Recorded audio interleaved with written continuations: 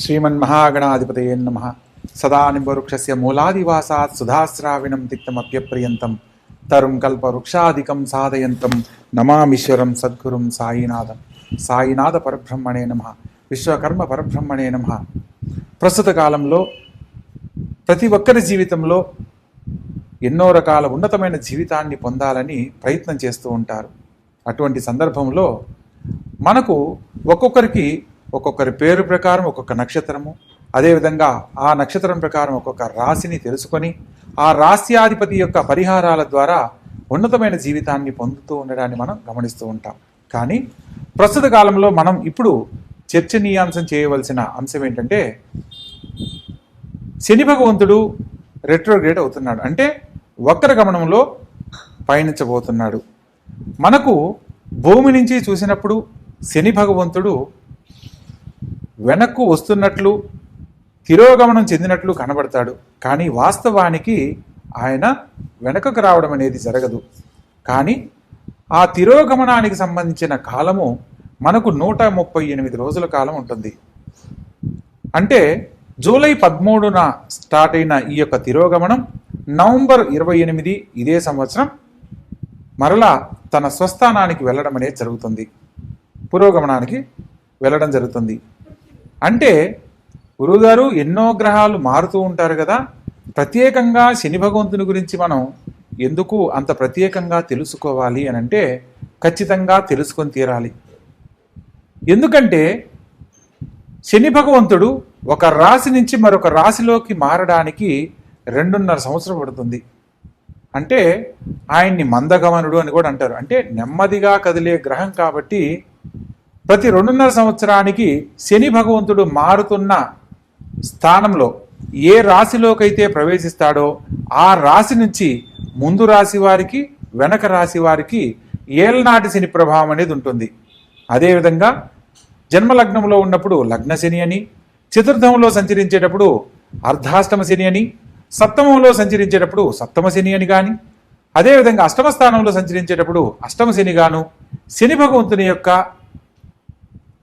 ఇబ్బందులు, ఆయన పెట్టే బాధలు రకరకాలుగా మనం అనుభవించి తెలుసుకోవడానికి అవకాశం ఉంటుంది. కానీ నవగ్రహాలలో అత్యంత ఆధిపత్యం ఉన్న గ్రహాన్ని కూడా మనం చెప్పుకునే అంశాలలో శని భగవంతునికి ఎంతో ప్రాధాన్యత ఉంది. మనం అనుసరించే విధానాన్ని బట్టి, దైవానుగ్రహాన్ని బట్టి ఆయన అనుగ్రహంతో ఉన్నతమైన జీవితాన్ని పొందేదానికి కూడా అవకాశం ఉంది.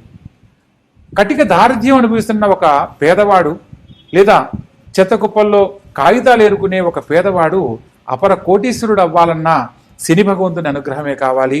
అపర కోటీశ్వరుడైన వాడు కటిక దారిద్ర్యాన్ని అనుభవించే స్థితికి రావడానికి కారణము కూడా శని భగవంతుని వల్ల మాత్రమే జరుగుతుందనేది మనం తెలుసుకోవచ్చు.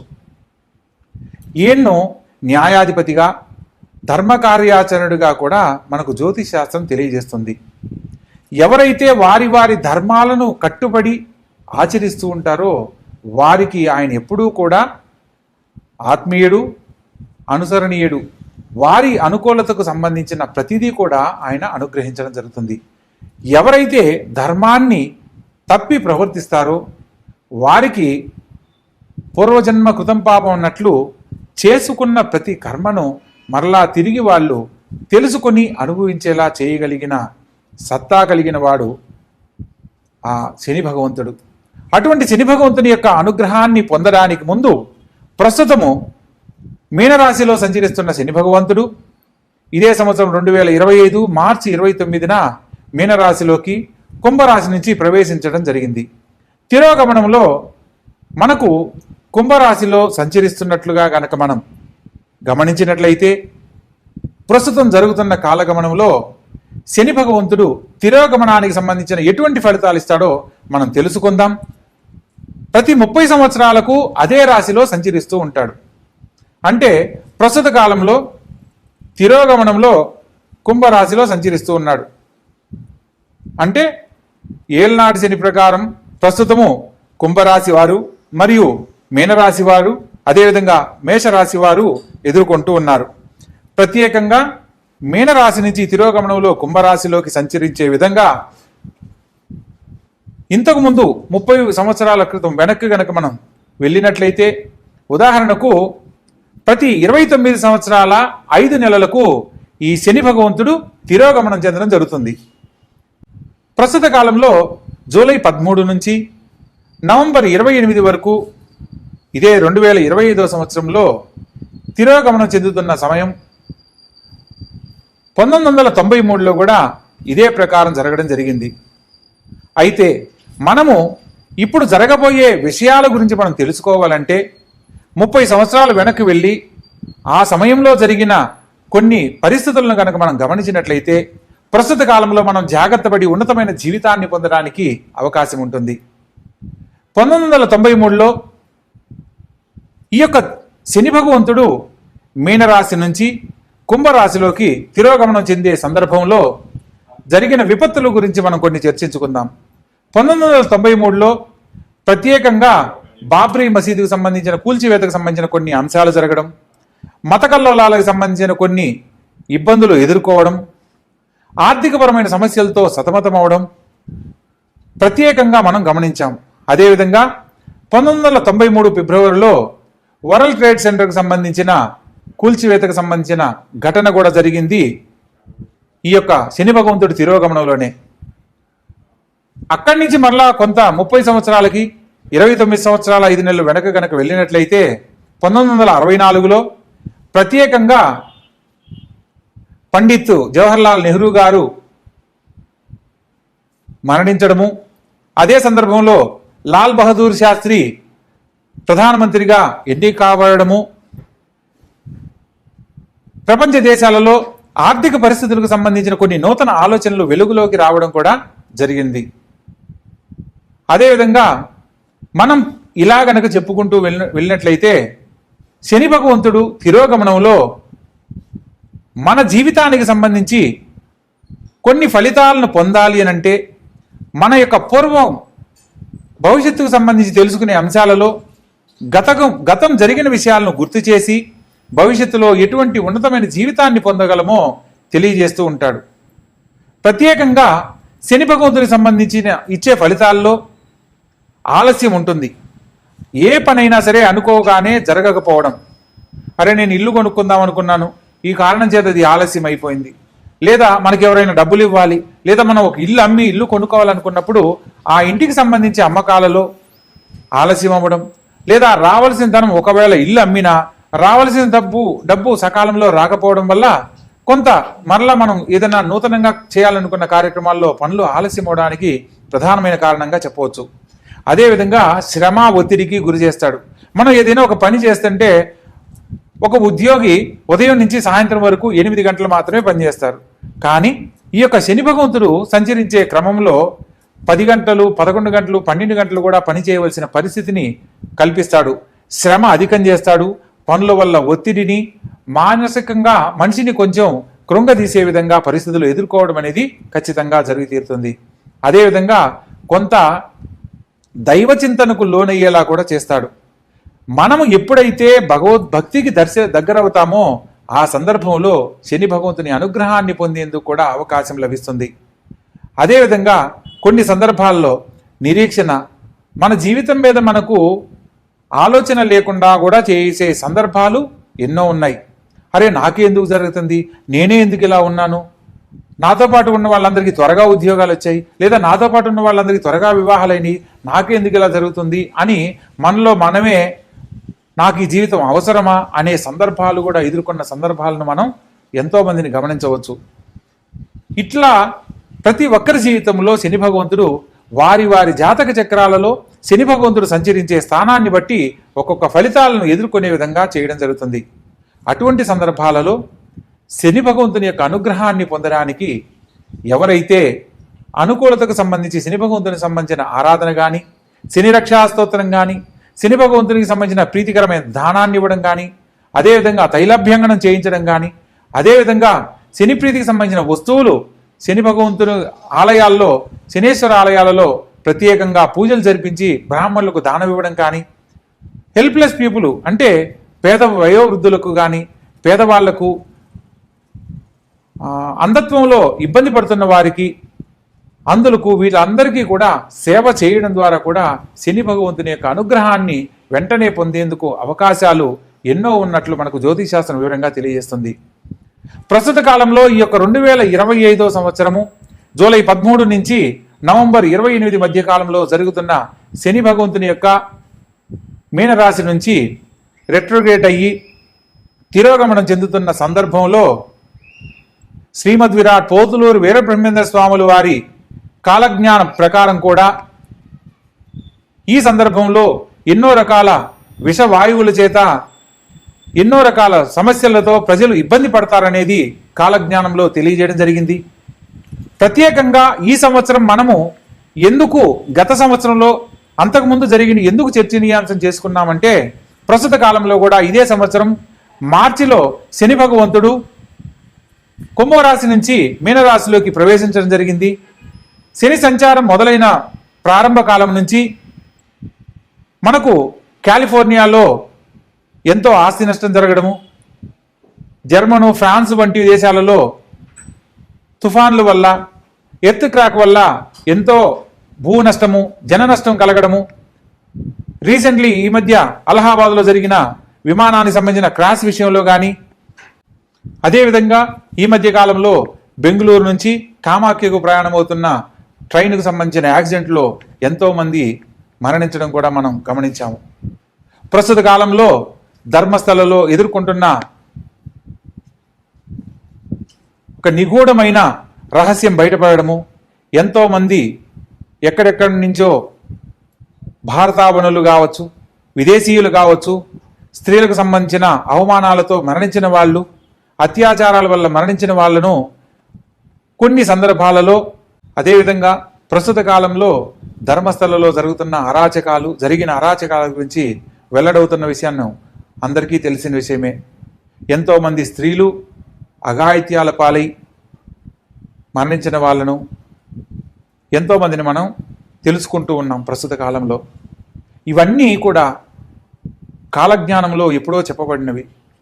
శ్రీమద్ విరాట్ పోతులూరు వీరబ్రహ్మేంద్ర స్వాముల వారు కాలజ్ఞానంలో తెలియజేసిన అంశాలలో ప్రత్యేకంగా ఈ యొక్క 2025 సంవత్సరంలో విషవాయువుల చేత ఎంతోమంది పీడింపబడతారని, మరియు ఎన్నో రకాల ఉపద్రవాలు, ఆకాశంలో వింత నక్షత్రాలు పుట్టడము, తద్వారా ఎన్నో ఘోర అరాచకాలు ప్రారంభమవడము, అదేవిధంగా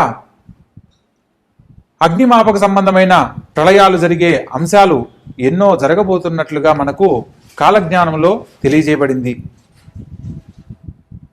ప్రస్తుత కాలంలో మనం గమనిస్తున్న అంశాలలో కూడా జరుగుతున్న విపత్తులను కనుక గమనించినట్లయితే కాలజ్ఞానంలో చెప్పినది ఏది కూడా మిస్ కాకుండా జరుగుతున్నాయి.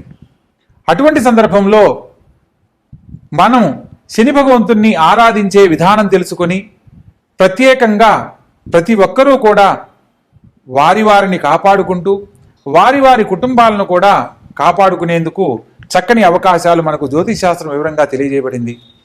కాబట్టి ఒక్కొక్క రాసుల వారీగా ఈ యొక్క శని భగవంతుని సంచార ఫలితాలను బట్టి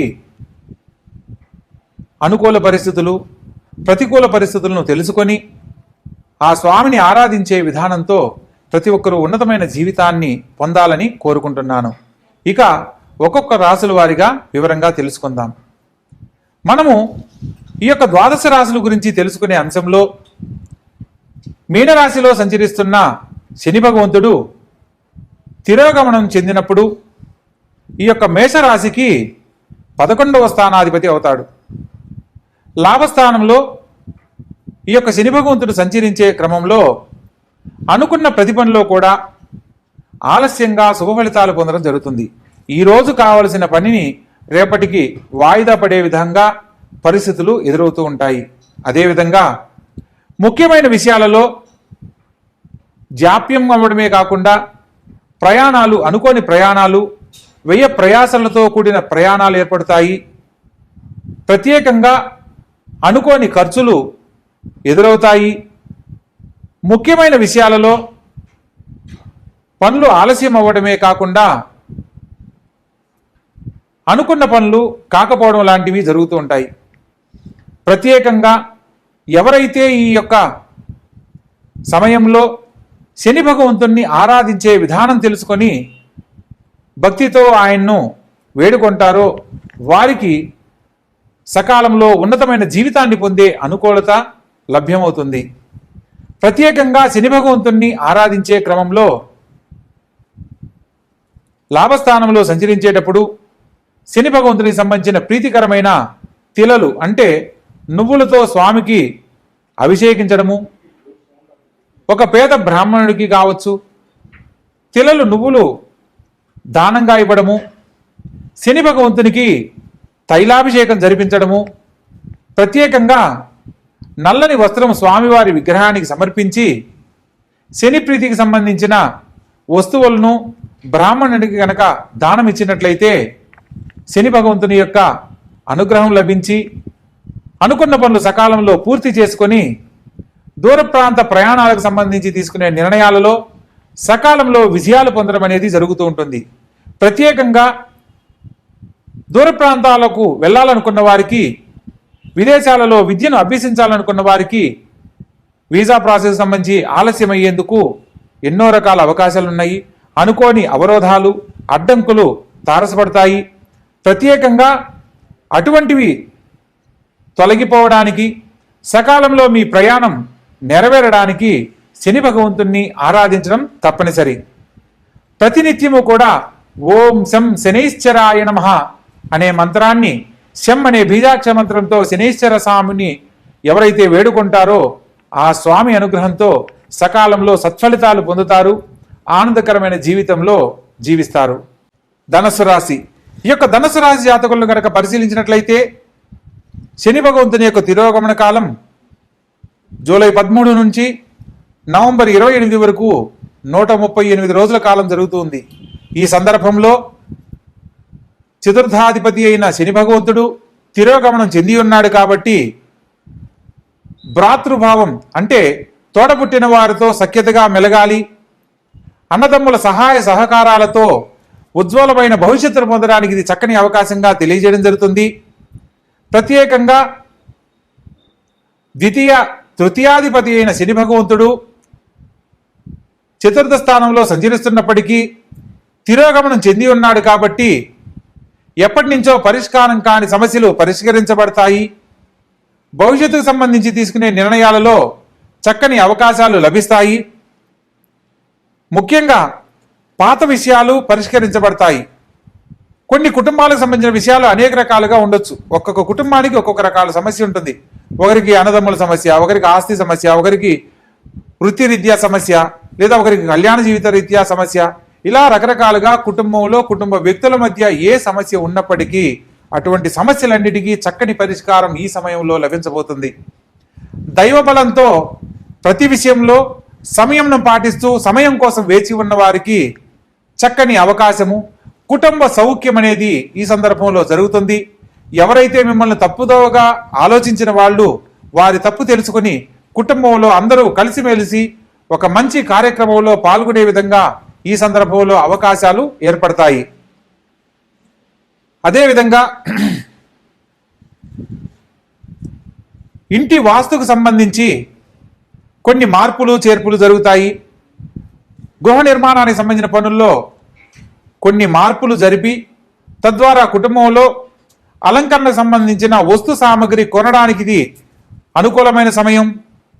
కుటుంబంలో నూతన కార్యక్రమాలు చేపడతారు. విందు వినోద కార్యక్రమాల్లో పాల్గొనడం జరుగుతుంది. శుభ కార్యక్రమాలు తలపెడతారు. అనుకున్న పనులు సకాలంలో నెరవేరుతాయి. ప్రత్యేకంగా ఈ సమయంలో తోడబుట్టిన వారితో ఎటువంటి వాగ్వివాదాలు చేయకూడదన్న సత్యాన్ని తెలుసుకొని నడుచుకోవాలి.